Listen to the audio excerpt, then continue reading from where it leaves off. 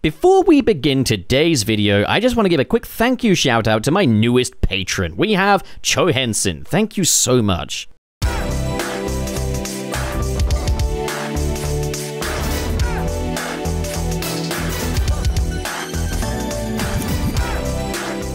Hey, what's up? I'm Channel Pup Fanboy Supervillain, and it's safe to say that in the absence of any kind of trailers, we've all kind of made up our minds as to what the third Sonic movie is going to be. Sonic 3 is definitely facing kind of a battle with expectation because of Shadow the Hedgehog and what his presence means for the story of this film, and what his presence meant for the story of the video games. So I kind of want to bring the conversation back down to earth and discuss what's more likely in store for that third Sonic movie. We're going to be talking about the plot, we're going to be talking about the status of Amy Rose and Rouge the Bat, how likely it is that we'll be seeing them in the movie, and I'll be very, very surprised if I'm wrong about some of this stuff. So sit back, relax, subscribe, my Patreon link is in the description below if you want to support me further. It's all very appreciated, thank you very much. I think the biggest burning question surrounding Sonic Movie 3 is, are Amy Rose and Rouge the Bat going to be in this film? And we do have some stuff to go by as to whether or not Amy Rose and Rouge the Bat are going to be in this movie. First of all, there's been no casting announcements for either Amy Rose or Rouge the Bat. Some people speculated that Kristen Ritter would be playing Rouge the Bat, however, it has now been confirmed that she's playing a human character called Captain Rockwell. We've got the CinemaCon trailer, and while I can't say I've seen that, we have had some pretty detailed descriptions of that trailer, and there is no Amy Rose or Rouge the Bat to be found in there. There was a poster at the Licensing Expo, which featured Shadow the Hedgehog, Sonic, Knuckles, and Tails. Amy and Rouge are nowhere to be found on that poster. Now, admittedly, there's actually not a single piece of new material on that poster. The image of Shadow is from Sonic Movie 2, and the images of Sonic, Tails, and Knuckles are all reused from the previous films. So considering there's nothing new on there, I wouldn't expect them to have a brand new render for Amy or Rouge. But then we have got some early looks at the merchandise and toys as well, and yeah, typically it is merchandise where things like this would be revealed if they are keeping them secret. The same thing happened with Spider-Man 3 back in 2007. While the marketing campaign for that movie, including trailers and posters, was very secretive about what Venom looked like, we got our best looks at Venom through the toys. So if they are keeping Amy and Rouge a secret for this film, the chances are we'd see them in the merchandise anyway. But we haven't. There were listings for a 5-pack of action figures tying in with Sonic Movie 3, and it was confirmed that there would be Sonic the Hedgehog, Shadow the Hedgehog, Knuckles, and then 2 mystery characters. With a lot of folks speculating that one of the mystery characters would probably be Tails, and the other would be either Amy or Rouge, or maybe this would be both Amy and Rouge. But we have images of it now, and they're just badniks. There's no advertisements for Amy or Rouge on the back of the packaging either, so yeah, nowhere to be found in the merchandise. Now the question is, does this completely eliminate all chances of Amy and Rouge appearing in Sonic 3? And the answer is probably no. It doesn't entirely eliminate the possibility of them being in the film. See, I've seen a lot of people saying that Sonic Movie 3's marketing director should be fired, and that the marketing campaign is terrible because we're this far in and there hasn't been a single trailer yet. I've seen lots of people saying, where's the trailer? And that's good. If you're marketing a film, you want people to be asking where that trailer is. Because the more people are asking where the trailer is, the more the movie is in the conversation, the more conversation it will generate. Speculation about Amy and Rouge is advertising the film. I am effectively advertising the film right now. Sometimes the more information you withhold about a film, the more people will talk about it. And word of mouth is one of the most effective methods of marketing. So what we really know, unless you've been digging through any leaks or anything like that, is that Shadow the Hedgehog is in Sonic Movie 3. That's what we know. We know that Jim Carrey's in there, so they've got enough to kind of sell this movie with Jim Carrey's return and Shadow the Hedgehog alone. Those two can sell the movie. Anything else they add, they can afford to make it a surprise. They don't need to put Amy and Rouge in those trailers because they're not going to have the same level of marketing pull as Jim Carrey or Shadow the Hedgehog. If you've got Shadow the Hedgehog in your movie, you really don't need to announce much else. Anything else can be a surprise. That's not me saying that these characters aren't marketable. That's a conversation I'm frankly sick of, is the are Sonic characters marketable thing. It's like whether or not kids know who these people are or not, they're gonna like them. I know parents that will just go out and bring home a Sonic thing for their kid. Whether or not the kids played Sonic Rush or not, they'll get him a Blaze the Cat and the kid will be happy with it because it's like, oh, cool, a new Sonic character to go in my collection, fun animal design. That's all you really need. So I am so done with the conversation of who is and isn't marketable. They are all marketable, just look at them. The one thing that leads me to believe that Amy and Rouge probably won't be in the film is the lack of them in any of the merchandise or action figures. Granted, there is such a thing as second waves. What we're seeing is very much the stuff that they get out ahead of the film's release. I mean, remember Spider-Man No Way Home? You could buy an action figure of Spider-Man in his integrated suit or his inside-out suit, but we didn't even get the villains that were in the trailer until a couple of years down the line. Admittedly, that's more kind of adult collectibles where that really happened, but, like, the fact is, that can happen. I think the rollout of No Way Home merch was dumb as hell, to be honest. I think they could have saved the Spider-Men for later, sure, but the villains, like, they're all in the trailers and posters anyway. And the fact that they didn't even release, like, a children's version of the Tobey Maguire and Andrew Garfield Spider-Man is just ridiculous. But yeah, the point I'm getting at here is sometimes licenses or toy companies can be a bit dumb when it comes to merchandise rollouts. So again, I'm not ruling anything out. And Amy, at the very least, has been in the conversation surrounding these movies. Jeff Fowler has teased that there are things in the works for Amy.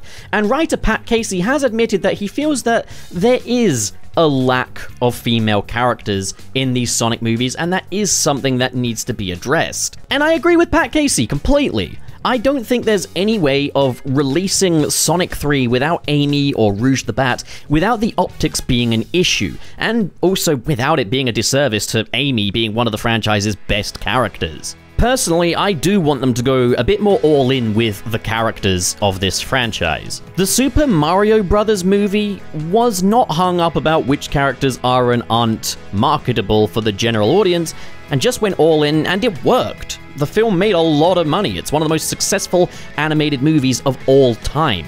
And Mario characters are probably more of an abstract concept for casual audiences to grasp than Sonic characters, I'd say. But there is the argument of that original vision.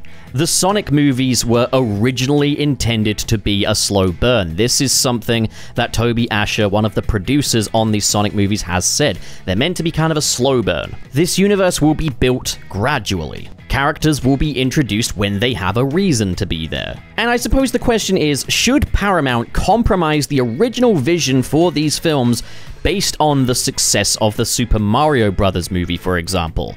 After all, are the Sonic movies not better? After all, yeah, I personally would say I do prefer the Sonic the Hedgehog films to the Super Mario Bros. Movie. Yeah, there is a bit of predisposed bias going on there because I prefer Sonic to Mario, but I still liked the Mario movie. There is a lot to love about the two Sonic movies we have so far, but when I think about the things I love about it, it's more things like Sonic and Knuckles snowboarding down a mountain, or the Death Egg robot attacking Green Hills. Stuff from the games. It's the Sonic stuff. And I'm gonna sound like a dick here, but I don't think the crew behind these films should be all that precious about their original vision.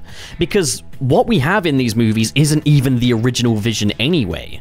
The original vision was a domesticated monkey Sonic living in a suburban neighborhood being hunted down by a dude in a Matrix black jacket. That first Sonic movie is a good movie in my opinion, and it's a lot better than I think any of us expected it to be given kind of the format it was going for, but I don't think it can be argued that Sonic 1 as a movie, no matter how good it is, it doesn't really invest a lot of confidence in the Sonic the Hedgehog IP. There are tiny, fleeting references here and there to imagery from the Sonic games. But that's really it. You've got a Sonic the Hedgehog who almost didn't even look like Sonic the Hedgehog versus a Dr. Robotnik that doesn't really even resemble Dr. Robotnik in a story that has very little to actually do with Sonic. It's an alien who feels out of place in this world, coming to love Earth as his own. That's never really been a theme in any of the Sonic games. What we had here was effectively Alvin and the Chipmunks, but you swap the Chipmunks out with Sonic the Hedgehog. The thing that made this work was that it was at least about Sonic as the character that is presented in this movie, who is still quite a far cry from the game counterpart, but he was Sonic enough. And it was helped by the fact that it seemed like they wanted to do the highest quality version of that Alvin and the Chipmunks style movie that they possibly could. They did a good job with what they had. But I think a lot of people were in agreement that Sonic 2 was a very good evolution of that. It was good that we had Tails and Knuckles in there now. It was good that Dr. Robotnik looked more like Dr. Robotnik now. It was good that we had the Death Egg robot. So can we get more with Sonic the Hedgehog 3? Also, just want to point out, Sonic the Hedgehog, slow burn, is that really the strategy? It's funny because even I was indulging conversations about what is and isn't marketable in Sonic the Hedgehog, saying that we needed to kind of have a vetted version of this franchise to put out there on the big screen, but now I just think that sounds ridiculous. Everybody loves these characters. Their merchandise sells like hotcakes. They've had so many collaborations with other IPs, and people are always happy to see Sonic. We hadn't had that Super Mario Brothers movie yet to really give me that shake and say, idiot, this is Sonic the Hedgehog we're talking about. This IP is gold dust. If we treat the original vision of these Sonic movies as Sonic 1, it's a good movie, but it has pathetically low confidence in this gold dust IP, and I would absolutely be in favor of sacrificing admittedly high-quality Alvin and the Chipmunks for something that actually feels like it has Sonic embedded in its core. But there is a great point that Phil Mento made about what makes Sonic 2 work as a video game movie. And it's that rather than simply offering a non-interactive version of Sonic 3 and Knuckles, it instead crafts a new story around these familiar plot beats. And I think if Sonic 3 isn't going all in with the characters and iconography of the Sonic franchise, they need to continue at least down that direction of making something new and original while taking inspiration from what came before. Fans are really anticipating different moments from Sonic Adventure 2 being adapted into Sonic 3. But would that not be a much bigger course change than simply adding more Sonic characters to the mix? The chances are Sonic 3 will be an original story following the basic beats of Sonic Adventure 2. We'll have that broken hedgehog swearing revenge upon humanity, but everything surrounding that is subject to change. And I don't even know if I'm confident that they'll have the space colony arc in this, considering just how comparatively domesticated these films have been. Granted, it's not like these films haven't wanted to go bigger though. The writers have discussed ideas that they had for Sonic the Hedgehog 1 and 2. Sonic the Hedgehog 1 was going to have a subplot about a killer lizard escaping prison.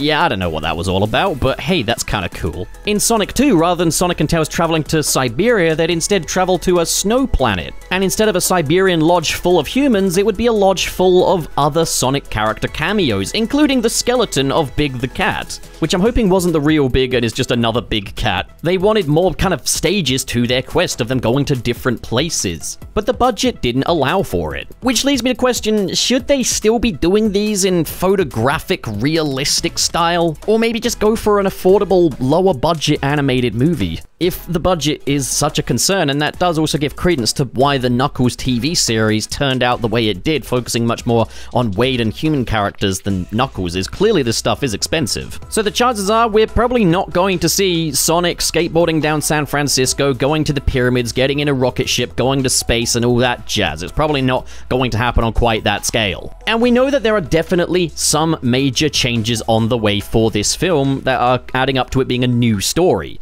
According to the CinemaCon trailer, Sonic and Robotnik team up while on Earth, possibly to defeat Shadow together, which is not how things played out in Sonic Adventure 2. Knuckles looks to be a bigger part of the story this time. The CinemaCon trailer says that Knuckles is with Sonic when he first confronts Shadow, meaning that he's not elsewhere squabbling with Rouge over the Master Emerald, which probably means that Rouge isn't going to be in this. And giving more credence to Knuckles having a potentially elevated role in this film is, yeah, that action figure box set that comes with Sonic, Shadow, and Knuckles. It seems like that is kind of the trio they're leading with here, and I'll be thrilled if that's the case. There are also rumors that Knuckles is going to get a solo fight against Shadow, which would be awesome. But there is also this Taluna survey, talking about the Knuckles TV series. It's one of those surveys you can kind of do for market research sake, and you might get a little bit of money back, or like a coupon or something. I've done some of these before and can vouch that this is probably legitimate, but one of the questions here asks, what should they name a team comprised of Dr. Ivo Robotnik, Dr. Gerald Robotnik, and Shadow the Hedgehog, suggesting that maybe Dr. Gerald Robotnik wasn't killed by a firing squad, or maybe there's time travel. I get the feeling that maybe Gerald Robotnik will take up the mantle from his grandson Ivo Robotnik, because, I mean, what are the odds that Jim Carrey will return for a Sonic 4? Like, you got him in 3 of these movies, that's nothing short of a miracle. So, like, having another Robotnik in tow would make for a good failsafe, I guess. But yeah, if Gerald Robotnik is alive and he's on Robotnik's team, then that is different to the game. We cannot guarantee that Maria Robotnik is gonna get iced in this. And if they did, they can't show that on screen, because imagine the complaints they'd get from parents. As much as I would love for them to go there, I don't think that's happening. Sonic the Hedgehog 3 is not Sonic Adventure 2, and that's probably for the best. Yes, I'd love a Sonic Adventure 2 adaptation, but is it ever going to be as good as the game, considering the only real difference would be that we can't interact with it now? And in this universe, which is bound by the limitations of that first movie's cowardly attitude towards its IP, do I really want that? If they're doing a brand new story, it would be much easier for me to stomach the fact that Amy, Rose, and Rouge the Bat aren't in this. Plus, we have already got that with Sonic X. We have an animated Sonic Adventure 2 adaptation, and it's pretty good. And it's that question of, if Amy isn't in this movie, how is Shadow going to be redeemed? I think the best answer is to just do something totally different. Maybe he isn't talked out of it. Maybe he comes to that conclusion on his own. Maybe other things happen that influence that. I would not be okay with Paramount replacing Amy with a human character in this. Sonic X got away with it because that show is effectively the Amy Rose show anyway, and she gets tons of great moments in that. I do still take issue with Chris being the one to redeem Shadow. I don't think he's earned that. I think if they are to reprise that moment without Amy, the best character they could possibly choose would be Knuckles. After all, he's been through a similar thing, motivated by vengeance, losing his loved ones, and especially after the Knuckles TV series where he spent time with Wade's family, he's come a very long way to calling this world home. Plus, Knuckles getting a larger role in Sonic 3 may make up for the decades that Shadow has overshadowed poor Knuckles, despite the fact that Knuckles did the redeemed rival shtick first. It would also make up for that god-awful Knuckles TV series. Sorry, I still don't like it. It's got its moments, it's got a couple of good episodes, but I just think on a whole the thing is a disservice to Knuckles. So that's ultimately where I stand, is I'm okay with them making changes, provided they elevate the Sonic characters. Knuckles getting his own battle with Shadow, Knuckles being the one to talk him out of it, more time spent with Sonic and Robotnik having to team up, that's all good stuff. JoJo redeeming Shadow? Fuck no! What has that character done to earn that? Who would actually be okay with that? I don't want this to just be Sonic Adventure 2, but it's 5 times less cool because we replaced a bunch of these Sonic characters with human characters. But if this story decides to take Sonic, Tails, and Knuckles and elevate them beyond what they did in the original Sonic Adventure 2, then maybe, just maybe, I can get behind the omission of Amy, Rose, and Rouge the Bat. Again, it's still an optic shit show. 3 movies in, and the only female character from the games they adopted is this little human girl that got shot in the face? You gotta be shitting me. By all means, stay on your bubble about it, but that does matter. As for saving them for the 4th movie, though, I'm gonna be honest. I love these Sonic movies, and the cast they have playing these iconic characters are great. But I think I'm over it. Like, if you're going to introduce Amy and Rouge post-Shadow, what are you really gonna do with them? You think Metal Sonic would ever generate the same hype as Shadow? Once you've done Shadow, there's not really an abundance of ways to really go bigger. That is your big hype beast character. I'd love to see Sonic Adventure 1 get adapted. I think that's a story that would work well in live action. Adapting Amy and Gamma's story would be a great way to make up for her lack of involvement in Shadow's redemption. But in this universe, can that even work? Given that Chief Pachacamac is not a colonialist warlord in this universe, instead just Christopher Lloyd being goofy, when Angel Island doesn't even exist on this Earth? And never mind that, what is even happening with Dr. Robotnik? I'd be happy for the current voice cast to stay on. Ben Schwartz is wonderful, but after that, I think it's time to call time on this incredibly restrictive, declawed version of the Sonic universe and just reboot it. Give us that legendary aloof hero with his cast of colorful pals going on larger-than-life adventures through abstract and stylized realms in fully animated movies packed to the brim with kinetic action that captures the musical essence of the games. Basically, whatever Spider-Verse is doing stylistically, do that. Imagine a Sonic movie in the animation style of Across the Spider-Verse or Puss in Boots: The Last Wish, with music by Daniel Pemberton with that record-scratchy urban sound, not having to worry about your Dr. Robotnik actor constantly threatening retirement. A completely fresh slate.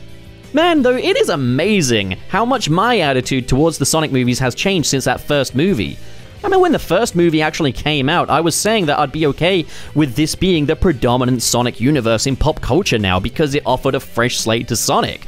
But it's gotten stale already with the Knuckles TV series. They've already iced so many great opportunities, and with that third movie on the way, probably not even including Amy, Rose, and Rouge the Bat, and also the slow burn universe, yet the third movie we're going to be pulling from Sonic Adventure 2 and doing Shadow? Like, what's the logic in that? I don't want to have to keep waiting for the next movie for this Sonic universe to feel complete. Giving Sonic a coming-of-age story and his own little insecurities and giving him arcs to kind of overcome this was a good idea, but we've had Sonic 1, we've had Sonic 2, and then we opened the Knuckles TV series with Sonic discussing the benefits of being grounded. Knuckles has proclaimed Earth his home, but I really wanted to see him go to other worlds. So in conclusion, I think what we're getting is this.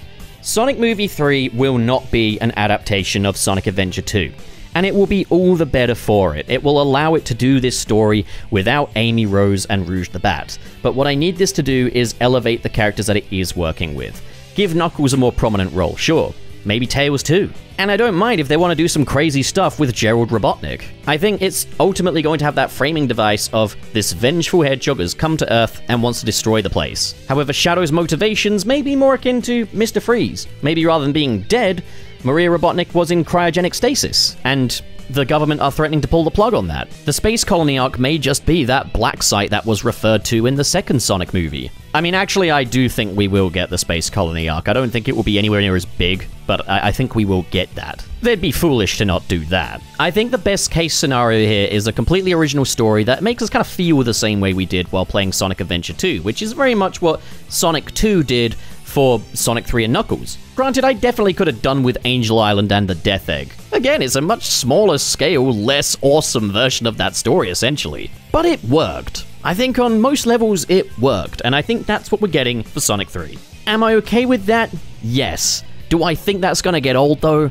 Yes. I think things need to change now. They need to move away from that original vision. But what do you guys think? Comment below, discuss, and as always, if you enjoyed this video and you want to see more like it, be sure to hit subscribe, hit the like button, and in the description below is the link to my Patreon page, where for as little as $1 a month, you can get your name in the credits of these videos. With a special shout out going to the patrons in the $5 and above tiers. We have Cho Henson, KB, RT0, Calex, Hypes, Sad Goku, Dare Denny, SSS06, Kale Bennett, Ken K, Dazzle Fizzle, I've sent my evil clone to find some helium, Cirrus the Skeptic, Biotin, oh no, I've used up all of the helium, what am I meant to do now? And Vera Wild. Thank you folks so much for your generosity, and to all of you at home, thank you so much for watching, and have a great day. Now get out of here.